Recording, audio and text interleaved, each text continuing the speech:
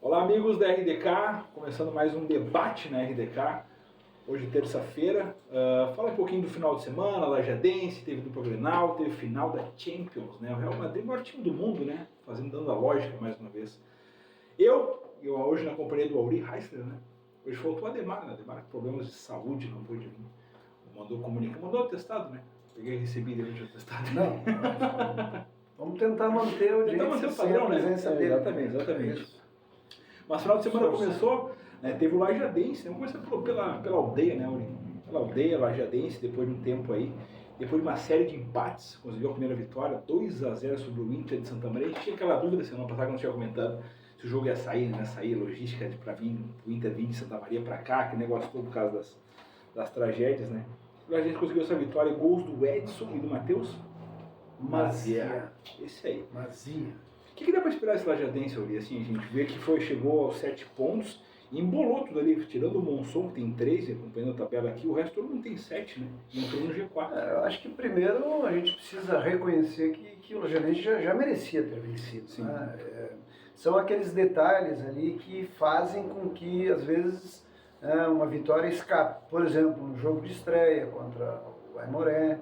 Enfim, depois teve o jogo em casa com aquele futebol com 4 empates, né? Eram 4 empates. Enfim, em que o time vacilou e não conseguiu segurar a vitória, enfim.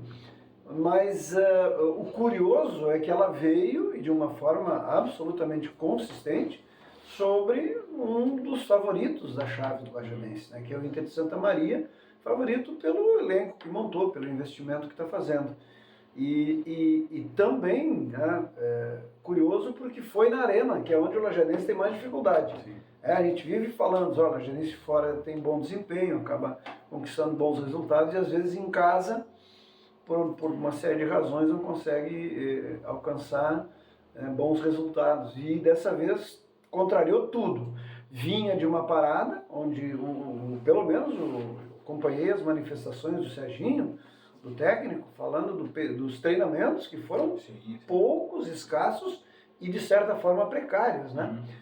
Então, superou isso, superou um adversário que é rival direto, né? Que é rival direto, e é forte, e é tido como um dos candidatos aí a avançar com relativa facilidade, e superou também essa escrita, digamos assim, de que em casa tem dificuldade. Não, superou tudo isso. O gramado, eu não fui no jogo, mas acompanhei por imagens o que pude. O gramado, obviamente, pesado. Né? Terminou o jogo, estava lá, bem castigado. Então foi uma vitória realmente maiúscula, importantíssima, num momento importante da competição, e que muito possível... e tem mais, né? Para não esquecer, sem alguns jogadores, né? Alguns jogadores, inclusive, fora por Covid. Olha a situação, né? Jogadores importantes, que o Serginho não pôde contar. Então foi importantíssima e ela promete, né, ser talvez aí um gás na campanha do time aí na competição. Na quinta-feira tem o Pelotas lá na Boca do Lobo. O Pelotas vem de 3 bons resultados, 2 vitórias e um empate. Mas o Pelotas nunca me assustou. Sempre foi freguês do Lajadense. Vamos combinar entre nós. Sempre foi freguês. O jogo é lá, e lá a freguesia é até maior que aqui. Então eu não estou muito preocupado, sinceramente. Eu acho que o Lajadense vai buscar um bom resultado. Vai estimulado pelo resultado do domingo e vai contra um adversário que, psicologicamente falando, não põe medo. Né? Não põe medo no Lajadense. Não sei porquê, qual é a razão, mas historicamente, né? Eu fiz vários jogos lá, daqueles momentos em que o Lajadense ia para lá com um time que não merecia muito crédito, acabava voltando com a vitória, né? Isso aconteceu recentemente de novo, então eu tô bem confiante. Apesar de que um empatezinho já é bom resultado. Podia ter uma nova vitória para dar uma embalada. Né? Seria maravilhoso. A vitória em casa e outra fora, aí, bom, é o atestado, né, que faltava para... E tu segura também o Pelotas, né? Que é o adversário que vai brigar, querendo ou não, é um dos adversários que vão por aí, né? E o Pelotas, vamos combinar, né? Tá passando da hora de sair lá Porque é incrível, né? É um clube muito Tradicional, né? bem estruturado, tradicional, camisa pesada. Estádio grande. Investiram muito lá e tem essa dificuldade tremenda. Eu acho que só o Brasil de Farroupilha é que amarga um tempo mais longo assim na segunda divisão, bate na trave e acaba não conseguindo subir. Então, tem que respeitar o Pelotas, tem que respeitar, tem torcida, né, com o Brasil na primeira tem divisão, torcida, sabe? Tem estrutura, o time não é ruim, então tem que respeitar. Mas tem esse histórico assim de o Lajadense nunca não é se amedrontar, eu acho que o Lajadense cresce diante do Pelotas, se impõe e acaba trazendo um bom resultado, e eu espero que isso aconteça de novo. Tá, e tu acha que com esse elenco mais novo, assim, tu acha, é possível acreditar que a gente possa chegar e buscar a classificação? Eu já disse ano passado e esse ano eu reforço isso. O Lajadense tem time para fazer campanha e ir para o mata-mata, não tenho dúvida disso. É preciso, né, entender que na hora do mata-mata é preciso dar uma incrementada, uma reforçada. É preciso colocar um pouco mais de casca no time. Aí, talvez seja o caso de ter reserva financeira para trazer alguns jogadores, 2 ou 3, né?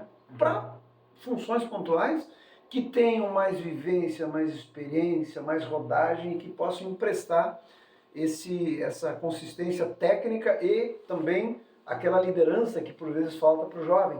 Então, eu imagino que a direção, o Serginho também estejam pensando e se preparando para isso. Mas vejo o time do Lajadense com plena condição de buscar aquele espaço lá na fase de mata-mata, e aí depois é outra competição, é um outro perfil de competição, né? E aí é preciso que a gente dê um passo adiante para não repetir os 3 anos anteriores, né? De morrer na semifinal. Ficar não é um passo, é meio passo de subir. Às vezes um gol, né? Às vezes um gol, exatamente. Ou um gol que tu não fez, ou um que tu levou.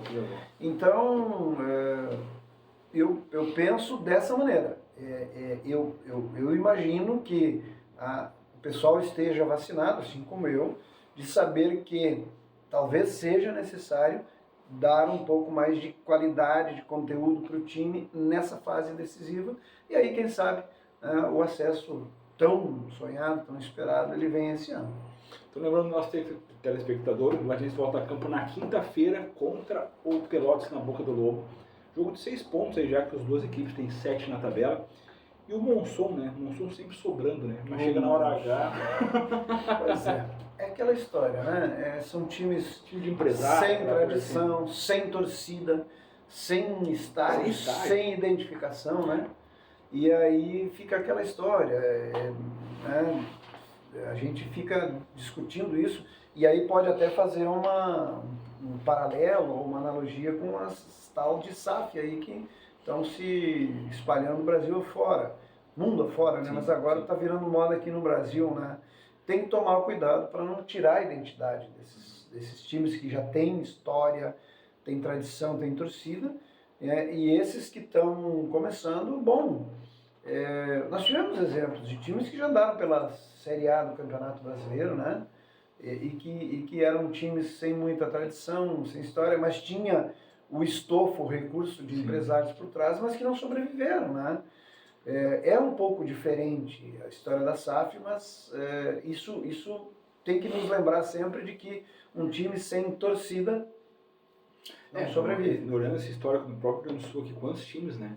Tipo, lá em Canoas tinha o próprio time da Ubra também, o Sport RS, eu acho que era o nome. Isso. Assim, times que hoje não existe mais, né? Exato. Então, esse Monson... A de Alvorada, né? Exatamente. Então, a gente vai olhar, tipo assim, a tabela de classificação é um time que tu, esse mal vaga vai ser, tu vai brigar, né? Mas aí na questão da hora H acaba... E vai, quem sabe, tirar a vaga de um tradicional, né? Na Série A. Muito provável. Já fez isso ano passado. Já fez, Então, é uma condição aí que se desenha com... Hoje eu acho que é o único time de expressão, vamos dizer assim, na série, porque o resto é tudo meio embolado, né? O grupo A ali também é um grupo mais embolado. Mas enfim, muito parecido, né? Tão parecido. Mas enfim...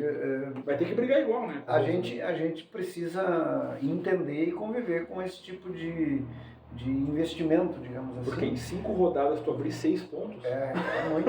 Mas ano passado foi a mesma Foi a mesma coisa. Foi a mesma coisa. É o que eu digo, quando vem a fase de mata-mata, o campeonato muda de perfil completamente. Né?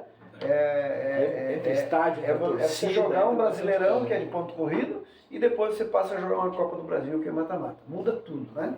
Aí aparecem as surpresas, né? Porque às vezes a estratégia num duelo desses, de 180 minutos, uma estratégia bem elaborada não necessariamente premia o melhor time, né? Verdade. E isso aconteceu e vai continuar acontecendo muito no futebol, não só aqui. Basta ver lá na Europa, nas Copas, né? Você pega a Premier League e vê lá os times que jogam, e aí daqui a pouco tem times grandes lá que nas Copas acabam caindo para times de terceira, quarta divisão. E, bom, cada jogo tem uma história, né? Então daqui a pouco é isso, você faz uma campanha gigantesca na fase de pontuação e depois na hora do mata-mata não consegue o mesmo desempenho. Que é o que interessa, né? Que é o que realmente vale. E sinceramente, né? Aí os bastidores aí. Entre Pelotas, entre Brasil de Farroupilha, entre esses outros times aí com bastante tradição, que já andaram, o próprio Frederiquense, que andou muito tempo na primeira divisão, fez investimentos lá, tem um estádio novo lá, né, o Gaúcho de Passo Fundo está voltando, depois de construir estádio novo, enfim. Aí daqui a pouco vem um monção desse da vida, que é estranho esse nome, inclusive, não sei nem a origem disso. Então eu particularmente não crio nenhuma simpatia por isso, mas tem que respeitar. Se montarem um time eficiente, qualificado, com bons jogadores, vamos lá, vamos ter que encarar, né? Bom, vamos sair um pouquinho da aldeia, vamos falar de dupla Grenal. Retomado brasileiro final de semana, né? Tanto o Inter quanto o Grêmio, até o próprio Juventude voltaram aí depois da disputa nas Copas, né? Que já teve na semana anterior. O Inter jogando lá na Arena Pantanal, começar com o Colorado, né? 1-0, gol do Hugo Malo. Nós estávamos falando aqui em off, o primeiro tempo deplorável do Internacional, né? Mais uma vez, né? Mas aquele negócio, né? Um desempenho horroroso, né? Mas por o aproveitamento do Inter na temporada, ele é muito bom, né? É verdade. É impressionante porque o Cudê tem mais de 70% de aproveitamento. Exatamente, 76%. É um negócio absurdo. Só que é aquela história, é o aproveitamento que não produz resultados. Ele é um aproveitamento, por exemplo, que não levou o Inter para o final do Gauchão, né? Então ele acaba não resolvendo muito do ponto de vista dos objetivos. Mas uma coisa meio falha, assim, né? Das metas que são traçadas. Então, não adianta fazer um baita aproveitamento, como foi na Libertadores do ano passado, e aí quando chega na hora de garantir a vaga na final, pelo menos, aí entrega um jogo absurdo. Absurdo contra o Fluminense, uma coisa assim que poucas vezes o Internacional fez e conseguiu. Então, ele tem que considerar isso também, mas sim, se analisar os resultados, né, as estatísticas do Internacional, somar tudo que fez e diminuir aquilo que não fez, o aproveitamento é muito bom, né? Mas o Internacional tem essa dificuldade de manter uma regularidade, de ter um desempenho confiável. Sabe aquele que sabe que os caras vão entrar e se não ganha na bola, né, no futebol, que às vezes não encaixa, mas na raça, na vontade, vai lá e supera. O Inter não tem isso, né? Basta ver o que fez contra o Belgrano, né? Basta ver o que fez contra o Belgrano. Nós estamos no tempo, tem um minutinho ainda. Só para encerrar de brasileiro, o Grêmio também jogou final de semana, retomada, mas ao contrário da vitória contra os Strongest pela Libertadores, o Bragantino fez frente, né? Mas aí é aquela história, aí o Grêmio vai com o time reserva, né? Pois é. E, na minha opinião, corretamente, tem que privilegiar a Libertadores, porque, bom, se hoje não vencer, fica com chance, mas se ganhar, classifica, é isso. Sim. Não pode perder. Então, fez corretamente, e eu acho que seria difícil para o Grêmio com o time titular, honestamente. O Bragantino é um time que precisa ser respeitado. Ponta ali também, de novo no brasileiro. Tem que ser respeitado. Então foi um resultado normal. Claro que podia ter rendido mais, o Grêmio podia, mas foi um resultado absolutamente normal. Ou seja, é quase como dizer assim, brincando, o Grêmio planejou perder aquele jogo. Já voltamos com a RDK Debate, mais falado de mais do programa.